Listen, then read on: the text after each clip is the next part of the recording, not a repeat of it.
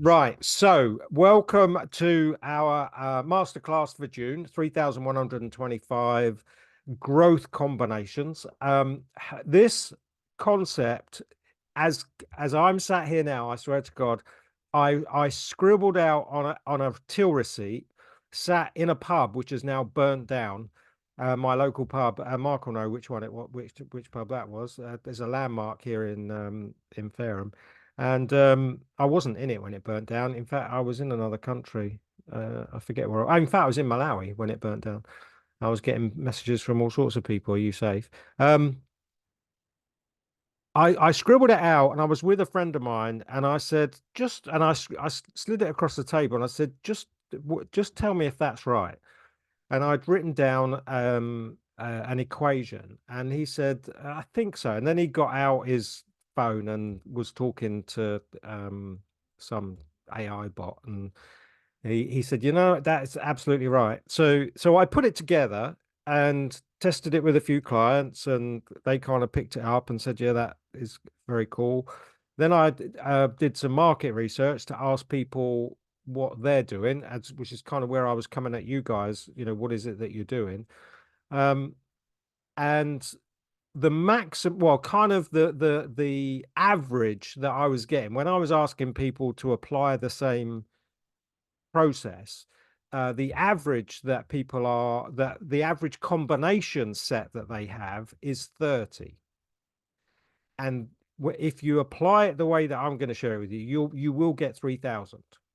So, and literally, and if you've downloaded the workbook, you'll start to get an understanding of where it's going anyway. But the idea here is that on a quarterly basis, that you kind of rotate that those combinations. And when we equate this up, you'll see how powerful it can be. So much of my work, um, I'm sure Keith will very much relate to this, is it comes back to mindset and perception. So how you look at something, it's the classic "how are we going to move the elephant" kind of thing. So anyway, look, let's go on to the slides, and we'll go through it. And because for some strange reason some of our friends haven't joined us today, if you've got any questions, open your mic and just ask, and we can stop rather than um, wait until the end. So, like I say, there's a workbook I put together specifically for this. And obviously now I've created it, I should use it again.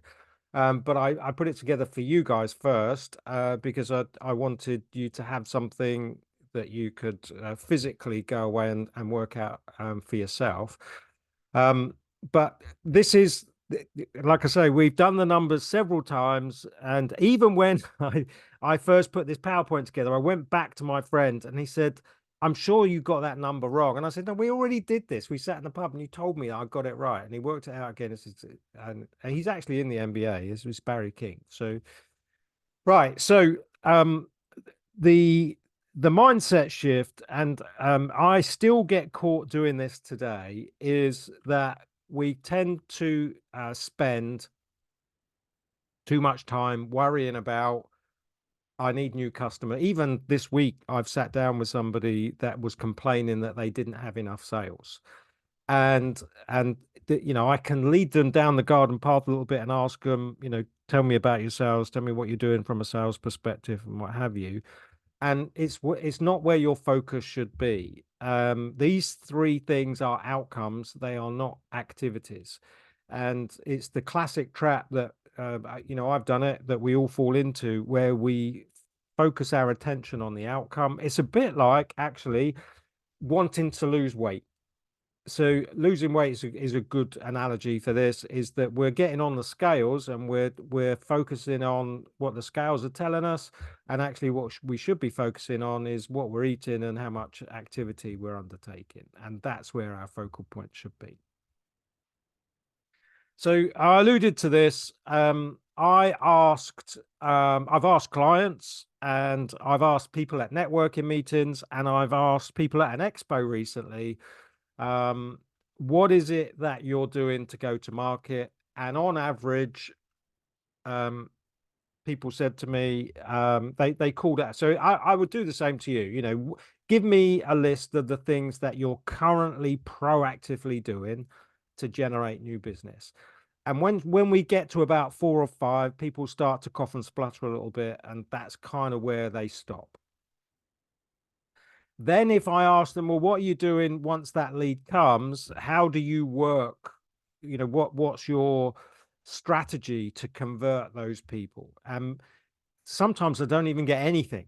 I've asked people and they said they don't know. It's just like they have a sales meeting and they try and sell them their stuff.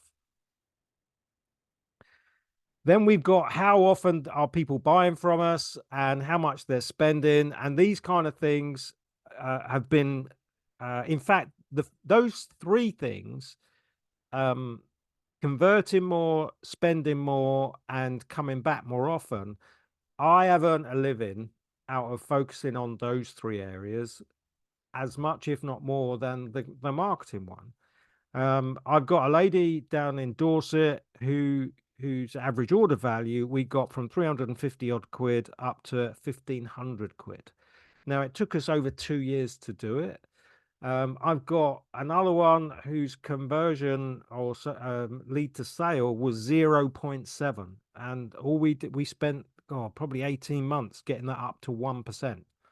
So most people, when I talk to them, they will say to me they've got they'll call them out. I've got 4 or 5 marketing strategies.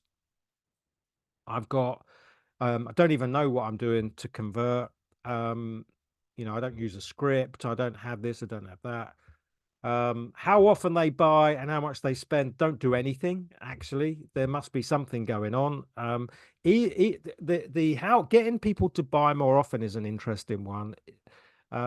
There's lots of ways that you can look at that. So if you have recurring, of course, it's the lifetime value of that client. So the longer they stay with you. So for me, every month that they pay their sub, that is how often they're buying. So they're coming back every month. So it's when you know, I coach accountants. I've got 2 at the moment. Bizarrely, I've never met either of them.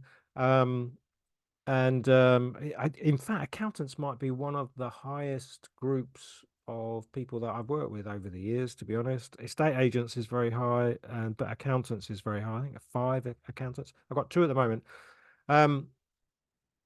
Recurring revenue, lifetime value, accountants often, you know, they factor in attrition, whether companies shut down because they shut down or whether they jump off because they found something cheaper somewhere else. So average order value and how often people buy works very well with recurring income as well as transactional single purchase. So, and then your profit, you know, the amount of money that you're making, again, if I can squeeze 2 or 3 things out of people, if I ask them cold, I'm lucky. So these numbers are fairly average, and I'm not going to kind of ask you guys. It's for you to work out. But my guess is that I know that combination wise, we won't be far off that. I'm confident we won't be far off that. Did enough homework. So, and to be honest with you, after 20 years now, I know when I sit down with people and ask them these questions, that this is what comes on the table. So when you combine those things up, you basically have 30 different options to, you know, you could use one of your lead generating strategies against one of your conversion strategies. How often they buy and how much they spend, you don't do anything. And you might work something occasionally to make a bit more money. It gives you 30 combinations. Like I say, I was sat drinking a pint of Guinness when this kind of occurred to me. So I kind of times it up. I jumped it right up. And so I thought, and I've actually got about 80, probably more than that now, easily more than that. Marketing strategies, and they change over the years. Of course they do. When I first started, social media wasn't even on it. So it would be things like email marketing, door to door, newspaper print, Radio wasn't on there in the early days because it was high end, but nowadays, of course, if you don't want to be on local radio, you do what Keith does, you create your own. So, there's lots of ways in which we go to market now that are very different to how we went to market 20 years ago. So that list is ever growing. And things that weren't previously accessible are now very accessible. So anyway, I wanted to try and keep it within the realms of, because it's so easy to overwhelm. Conversion rate strategy is one of my favorites. Marketing strategies often cost money. Getting people to buy more often and getting them to spend more money is actually free to do. For most of those strategies are actually completely free. And then the making a profit, again, is just how you're managing that. So, for example, I'll give you a straight out, just random, how to make more money is annually. Mark's ears will prick up for this one, I'm sure. Annually, you go out to all your service providers and say to them, I'm reviewing my costs. What's your best deal for this year? So it should be an annual thing to do. I can remember doing this in 2006 with an estate agent, and they'd never ever done it before. And he said to me, I don't understand why we haven't done this every year. We get our photocopiers and our insurance cheaper every year now. So because we go out, we literally send out a templated letter.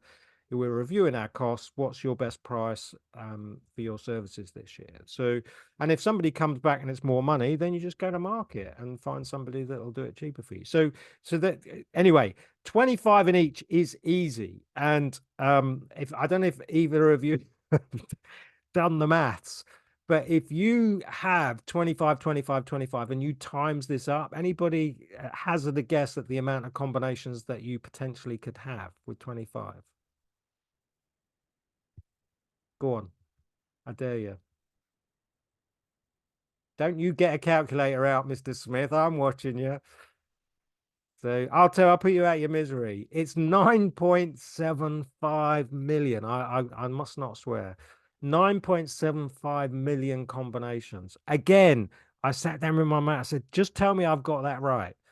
If you take number one lead generating strategy and apply that to number one conversion to number one, how often to that's one combination. Then you take number two with the 4 ones. Then you take number three. If once you finished, you got 9 points. Listen, we'll be here till I need another shave. If we stay with 25, is too many, right? So this is all you need. This is like it blew me away. I've been doing this a long time.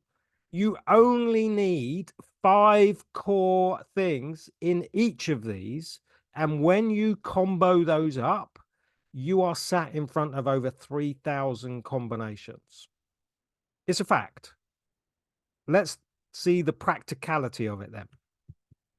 Now we know that we're working with just 3,000 and not 9.75 million, because it'd be a long day. So let's start with the first set, right? So our classic going to market, rather than 25 strategies, we just want 5, right? So I have given you I'm going to call it a gift book, but you've got a workbook. And in that workbook, I've given you 25 in each area. These are just sample ones. You can pick your own, but I've given you 25 of each. So if you wanted to, you do actually have a combination of 9.75 million in that workbook. So we'll do the first 2 with you, so that I'll hold your hand through these first 2. And then the whole idea is for you to go away and to grab a highlighter pen, and I'll break it right down, but you'll grab a highlighter pen and you pick 5 in each. So we'll start with going to market. You've got 25 in the workbook, and these are the 25, and I'm going to highlight 5 in red. So web SEO, if you haven't done that, then, then woe betide you. Your website is your 24-hour day salesman. There's lots of fabulous tools now that you can use. I know Keith in a former life has done web development. There's lots of tools, and optimizing your website should be a no-brainer. What we're looking for here is proactive. So this isn't passive. This isn't like do it once and step away. This is things that you can work on a weekly basis. Content marketing is kind of what I'm known for. A lot of us are involved in content marketing these days. Social media marketing. So I've highlighted. So I'm going to pick 5 and I'm going to mark them out in red. Email marketing. There's a reason why we get so much junk email in our inbox is because people respond to it. Paid advertising, Facebook ads, Google ads, which I know Mark's been doing. Networking events, which we've been talking about. It doesn't have to be labeled a networking event. It could be a conference or an expo. Our local guy Matthew Larkham here, the B2B expos are fabulous things to go along to. Meet the Chamber, LinkedIn Local. They are they have another function, but they are still networking event opportunities. Referral programs, great marketing strategy. So we've got 3 highlighted. Free workshops and webinars. I earn a living out of that. So it's not free for me, but it's free for you. Optimize Google My Business. Again, if you've not done it, you should. Collaboration with, if this one's come up a lot with clients recently. Who was it I was talking to this week about collaboration? An IT guy that I coach in Mansfield. He has found somebody he wants to work with, and they make a good partnership. So as in their products and his products complement each other. Yes, blogging. Do you know what? I was just thinking this morning how once upon a time, pre-COVID, I was being interviewed on podcasts easily twice a month. I would get into my inbox, would you like to be on this podcast? And either I've fallen off the circuit or the circuit is different. And it reminded me of this, of guest blogging, of reaching out or opening up your blog and reaching out. So either way, as a marketing strategy, it's very powerful because it's a bit of a Trojan horse dropping into somebody's inbox and, I have a website that your products and services would sit well on. Would you like to be a guest blog on our website? Or you go out to their website and say, look, I've written an article. Would you be interested in hosting this with complimentary backlinks? So it's a great marketing strategy. Free trials and samples, posting things through letterboxes. I've seen some amazing ones of these in my travels. I was in San Diego when I was looking to move to San Diego. And I remember getting up one morning to go into the office. I was looking to work with another coach and was staying with him. We opened the front door and there was a bottle of tequila, 2 limes and 2 little shot glasses on the doorstep. And it was a free trial that was being handed around. It's only in San Diego would you open the front door. Instead of finding milk on the doorstep, you got a bottle of tequila. Yeah, so it's fabulous times. Live chat support, of course. Yeah, coming up on website, sometimes find a little bit annoying, but they work. Contests and giveaways. Haven't seen so much of that recently, and I've still got Daniel Disney's books here. But giveaways very powerful, especially if you add that into referral programs. And I know Mark's been doing some 5-a-side. Lead magnets, ebooks, checklists. So that says in exchange for visitors' emails, I also like the straight out giveaway where you don't ask for anything, because as consumers, we've all got smart to, you want my email address so that you can start sending me all that junk. So finding other ways to give content away in exchange for something other than an email address. So online directories, back in the day, pre-social media, these were very strong portals with local businesses. In fact, here in Portsmouth, I think it was a national brand, was a franchise, something local. There was a few of them, so online and offline. Local SEO optimization, even if you have a non-geographic product, I would say to you having a having your website optimized locally is it makes a difference. Hosting virtual events, thank goodness we've got some people here. Discounts or coupons.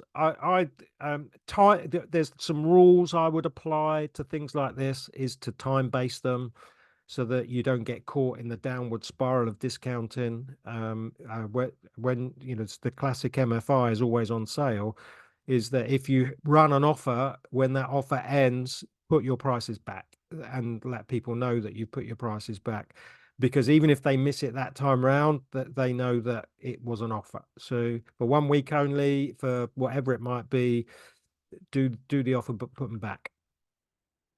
Participation in online forums or communities, that's highlighted because for me that rings true of something like the MBA. Create and engaging videos. So I remember having a very interesting conversation with I was a guest many times on the Business Connections live show, which is over an hour and a half kind of TV show, internet TV show that went out to local uh, terrestrial as well. And I didn't realize, but I'd made a comment about we live in the age of the thumb, the scrolling thumb, and it was before Reels arrived or Shorts, and even then, I was very aware that people wanted the information within seconds and minutes, not in hours. And I would say that obviously since the arrival of Reels and Shorts, that you've got to get your message across really, really quick now. So people won't stay. And I was having this conversation with him about the arrival of, the short uptake on video content, how the shorter the better. And I was sat in the middle of a TV show that was an hour and a half long. And I think he got a bit, well, we had a very interesting conversation. Yeah. It's not the first time I've made that mistake. So partner with complementary businesses. So this is some of the stuff that I've been working on with Carl. Optimize your landing pages, dedicated landing pages for specific things. That one I don't do, which I know I should. Very powerful. So that's kind of a website within your website. Collect customer reviews and testimonials. God, there's so many great tools and gadgets for that now. So the interesting thing is that when we got into COVID and the QR code system was kind of doing nothing, and then the QR code system became a thing. And even now, just as in the last week, I've used QR codes to order a beer. So people now understand and make use of QR codes. So there are lots of really simple ways now in which you can gather testimonials and reviews. Very, very important and a great marketing strategy. Attend trade shows and expos. Right. So there's 25. I could keep going. We easily do 100. It's a kind of bit like a big one. These are proactive marketing activities. So we take 5, right, from the 25, and we put them onto this form, which is Ian's 15-year-old 5 for 10. And we commit to those 5 things for 3 months. These are going to be my 5 proactive marketing strategies for the next 3 months. And each month we identify, each week we identify 10 things. Sorry, each month we identify 10 things that we will do against any of the 5 core strategies. And when you combine it with what we're going on to talk about, so you would, for example, I'm going to go to networking events and I'm going to use this conversion rate strategy to see if I can get people to buy more often by using this thing. So you'll see as we work our way through. So you end up kind of 3 times 2 times number 1 times number 4 to basically you're using 3,125 different combinations just by having 5 on each form. You are. And you commit to those 3,125 for a quarter. Right, let's do it again. But this time we'll go through basically lead to sale. And again, I know that I might even be the only person that identifies with the fact that there are two conversion rate strategies in your business. There's one which is your marketing activity to inquiry. That's a conversion. When somebody responds to um, uh, your tag that you've put through somebody's letterbox on Five-A-Side saying, can you give me a bit more information about your pricing, please, Mark? That's a conversion, right? If they then don't buy, once you've got into the sales process with them, then that's a conversion as well, a negative conversion. So you've got a positive conversion from your marketing to your inquiry, and you've got a negative conversion from your inquiry to sale. What tends to happen is whenever I ask anybody about their conversion rate, they'll tell me that it's very high. Because when you do get in front of somebody, most of the time they're ready to buy. They've done all the homework. They've done everything they needed to do. They're now ready to buy. The low conversion rate is the marketing to inquiry, sometimes as low as 0.5%. Like literally, you can do hundreds. Well, Mark was saying earlier, you can knock on 50 or 60 doors to get somebody not to say yes, but to say, oh, tell me a bit more about that. So what is it you can do? So you've got two conversion rates, right? If you don't take anything away, but this is kind of a throwaway thing really, but it's a reminder. And I don't think other people that do what I do really, I certainly wasn't taught it, but I think it's important to isolate out your two conversion rates. One will be low and one will be high. And the important thing here is here's the thing, over 20 years, people's conversion rate from inquiry to sale has gone up, not because they've got better at selling, but because the world has changed and people can go and find everything they want before they buy. So they'll ask their peers, their friends, they'll ask their social networks. They'll go and ask all and go and do all the research they need, and then they just come to you. They've bought. They just need to know, where do I sign and how quick and how long will it take? So, whereas years ago, the only way that it really worked is that they'd have to come into your sales process, and you'd have to go through the whole thing. Right, let's do some of these then. Split testing. The accountant that I work with, he sent me an advert. I'd love to get his permission to use it because it was so bad. It was to put in local press, and he'd already done it, and he did the classic, I don't want to share it with Ian because I know he'll put a red pen all over it. And two big mistakes really. The advert was absolutely dire, and the second thing is that it was just one advert. And I said to him, if it's for community mags, my advice is, even if you don't want to spend any more money, so if you want to spend the same amount of money, halve the size of the advert and have two, rather than just have an advert. So you're better off having 2 bites at it and two different adverts for half the size if you want to spend the same money. So the other way to look at it is, with things like community mags, you've got area A and area B, and rather than pick an area for X amount, split it down the middle and do a different advert in different areas, or try different things. Anyway, split testing, very, very important. I think, all the things on the socials about where you create groups of adverts, that's because we don't know. We're trying different things for different people. So I've highlighted that one in red. It's a good conversion rate strategy. User-friendly design. Make sure everything is intuitive, easy to navigate. Oh my goodness, I've filled in some forms over the last few days for some stuff, and whoa, so difficult. I've maybe filled in 50 or 60 of these over the last few weeks. all different shapes and sizes, very, very few of them intuitive and easy, and in a world where you'd think these things would be easier than they are. So call to actions, probably one of the biggest, like I can't begin to tell you the most common mistake that people make on their marketing activity is that something as simple as call today, get in touch now, call this number, email me, whatever, it doesn't really matter. But having a call to action is critical. It's just that there's an assumption.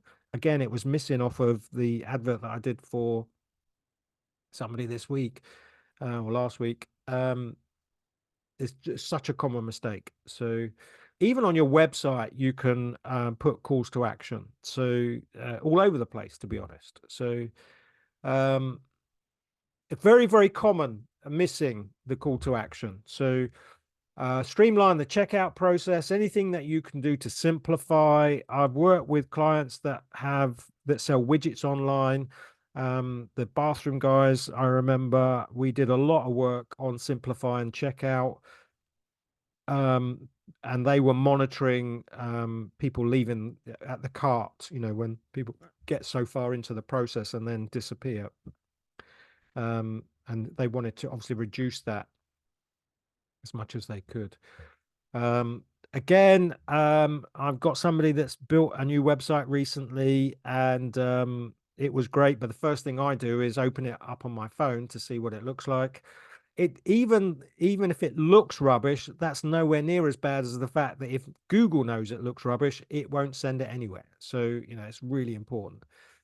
Personalization based on customer database. This is kind of the whole niching down. So, and actually the 5-a-side very much is you will definitely, if I know Mark picked up on it. In fact, I think I put it in the post. If you just send out 5 flyers either side, and they're just generic flyers, and I send out 5 flyers either side, and it's just a generic flyer, but I stick a post-it note to it, and I write on it, "Dear number 49, dear number 47." Just a post-it note is going to triple, maybe quadruple my chance of converting. So the personalization thing's a big one. So, because now I know you're talking to me. I hate those, but they work. Seen a few of those recently where you move the mouse to the corner of the page and all of a sudden you get a big pop-up saying, "Don't go yet." Social proof, testimonials, reviews, trust badges. This comes back to, getting those testimonials in. Keith's very good. I always say it's absolutely appropriate to blow your own trumpet as long as it's in tune. And there's nothing wrong with promoting what you've achieved. It's social proof and actually endorses and helps build trust. So progressive profiling, over time, you want to know the types of people that are coming and going. So whether it be through your websites, or people you're meeting at events and things. This is that limited time thing. Countdown timers, deal ends on Friday, whatever it might be. That's that whole fear of missing out. Remarketing, retarget. Just because they didn't convert first time doesn't mean that they won't convert with another demographic. Speed has become a huge one. I still struggle with this. You want your website to look pretty, but Google doesn't like it, and nor do we if it's slow to load. And almost every time I put my website through an optimizer, it comes back saying it could be faster. So tried all sorts of things. If you're, I've got gizmos and things on there that Optimo, I think I use to make sure that the images are housed somewhere fast for that very reason. Again, this is localization is the same as being personalized. I really like this one. Resonate with local audiences. email segmentation, email list demographics, so relevant messages. So again, you're personalizing essentially.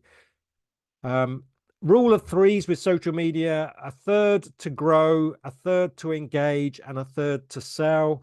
This is the engagement piece. Daniel Disney will often talk about the importance of engaging with your audience. Incentivize referrals, which is the triangle, which we have done. Trust signals, badges, certification, affiliation. I've got people that don't want to use some of their badges, interestingly. So, but they are great trust builders. So if you have an affiliation, accreditation, certification, I would encourage you to use them. Yeah, why are you going? So there's so much to learn from people leaving. So I've been contacted by some websites recently, wanted to know what was missing. So it wasn't that I didn't, it wasn't that I bought and didn't come back, so I didn't actually buy. So upselling, cross-selling, and just different products or services. There's some science actually in the upsell and downsell. It's actually there's a greater success in the downsell, where you kind of set up a high price for something, but actually you don't need to spend all that. You could get this much for this. So there's the upsell is a fabulous conversion rate one. So interactive content. Do you know what?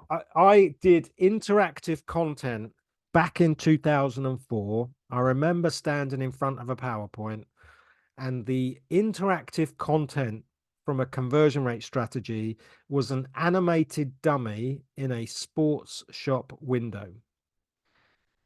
So the actual process or strategy is exactly the same.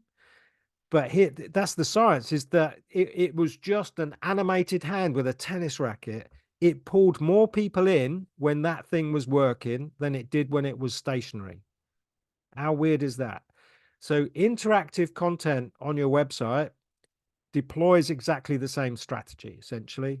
Quizzes, assessment tools, calculators, MOTs, um, you know, um,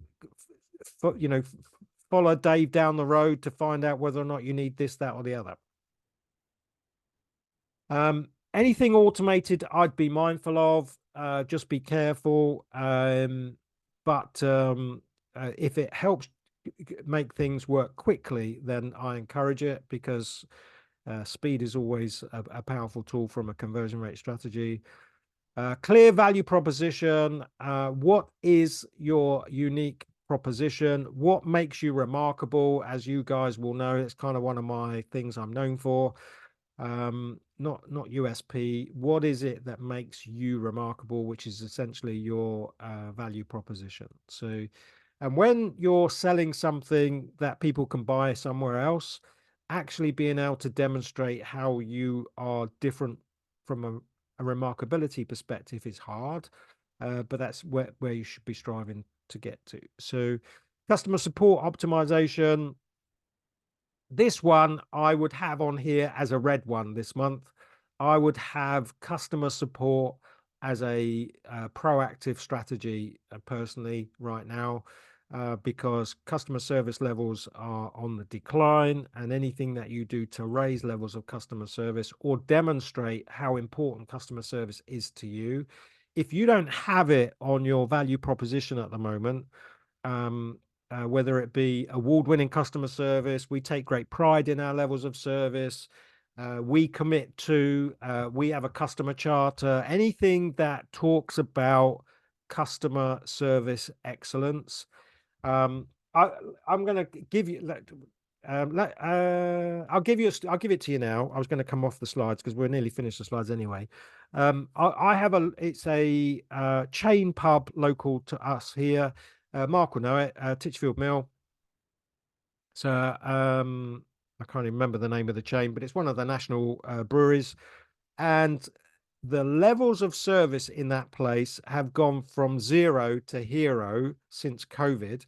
And then when one of their competing pubs burnt down, I wonder who burned it down, but one of is the trying to get in there on a Thursday, Friday, Saturday is almost impossible. Not because the meals are any better, not because they're any cheaper, but the service has got really good in there. So I was in there about 6 to 8 weeks ago, and I won't say I'm in there as a regular customer, but I probably go once a week, once a fortnight, get to know the staff a little bit. Was having a conversation with a waitress, saying I've booked Sunday lunch. I'm bringing my daughter for Sunday lunch. She's to celebrate the fact she's got a new job. Right, this is like a harvester type brewery, just for Keith's benefit. It's not what I call a medium or high end. It's kind of run of the mill. Anyway, we came in on the Sunday, and the waitress I'd seen on the Tuesday said to me, I've made sure that you've got the round table rather than a long table, so you can all sit round together. And it's probably our best table because I know you're celebrating. I said, oh, that's lovely. Anyway, we went to the table, and they'd put a congratulations card on the table, and they bought her out a free dessert. It's like this was on a Sunday lunch service in a chain pub. So that kind of thing I'll talk about forever. So this is why customer optimization or customer support optimization, whatever it is that you're doing, you will convert more if you're being noisy about. So if I read a flyer that says, we take great pride, award-winning customer service, we promise to respond here's our customer charter, whatever it might be, anything that demonstrates how important it is to you as a business will raise the chance of conversion. And then the last one, of course, continuous optimization. You go back to peg one, right? So, and you're going back round, and what can we do to make it better? What could we do to make that faster? What could we do to make that generate more from the customer's perspective? Right. So we pick 5, exactly the same again.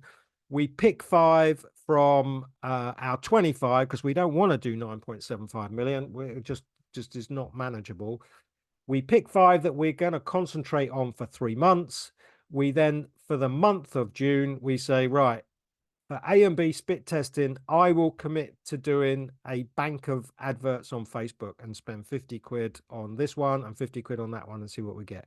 I'm going to go back to the community mag and ask them if I can have 2 quarter pages rather than a half page. And then you find 10 things that are proactive. I'm going to add some testimonials to my website. There's 4.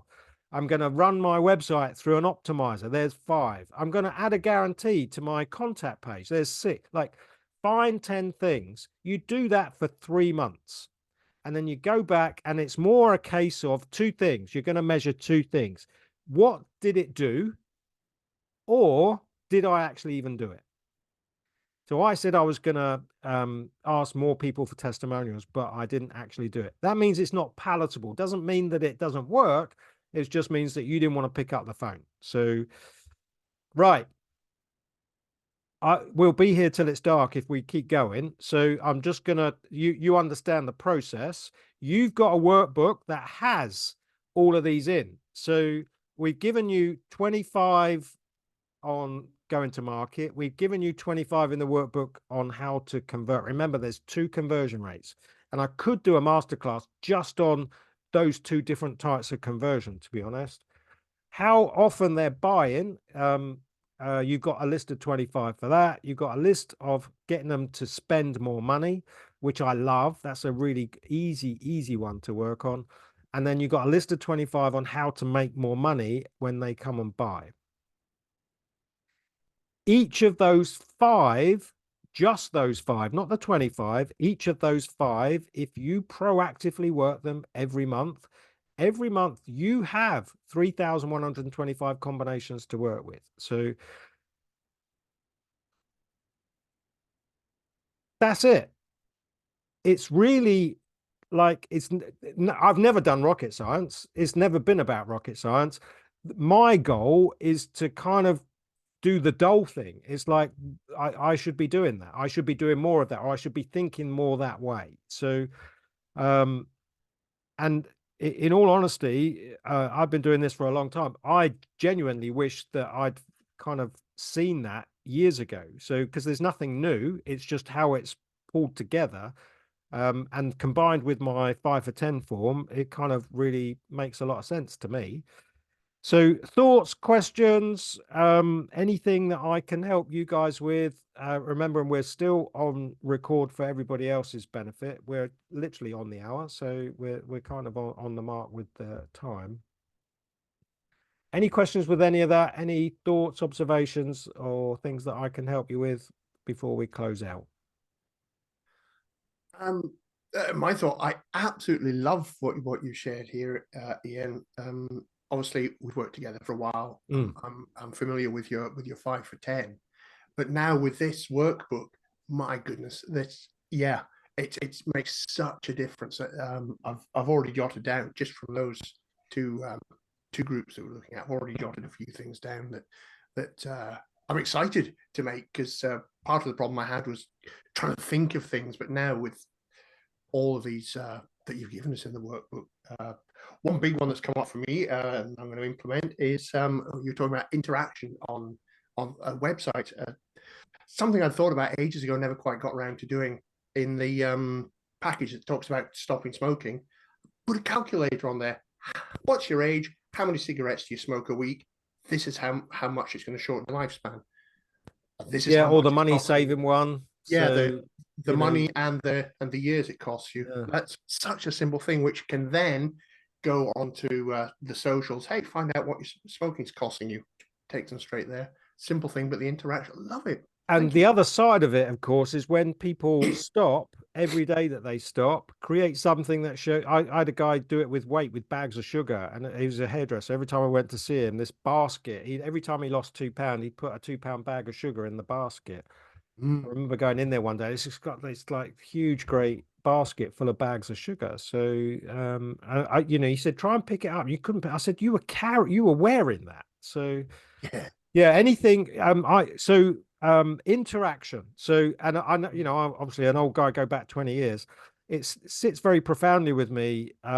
Things that in the old days, interaction would be often like physically you'd be with somebody, but nowadays we have to find ways to do that digitally. So, and of course, things like pop-ups or forms and things that people can tick, or as long as it's not complicated, as long as it's simple and quick, that otherwise people click away. So people's staying span now is just getting shorter and shorter and shorter. So Actually, I love that as a follow-up as well. So for somebody who inquires about stopping smoking but doesn't then go for it, maybe in a month's time, say, hey, look, remember, this is how much it's cost you in this past month, which kind of yeah, puts everything into or context. you Or could have once they have saved. stopped after Yeah. 6 months, and we'll say, hey, congratulations, you've probably saved this amount of money. Oh, yeah. I love that. Thank you so much, Ian. So I'll give you another one. I had a client that never used to follow up or go back on past customers or quoted customers. Never ever went back to them. They just were churning out 20, 30 quotes a day as an online business. They said they didn't need to. Like, they were making good money, 30 odd percent, and they had no systems or process. They would just sell stuff. And if people came back, great, but they weren't worried if they didn't. So I sat and worked it out one week, how much they were losing by not doing it. And I wrote a check out for 27,000 and something pounds.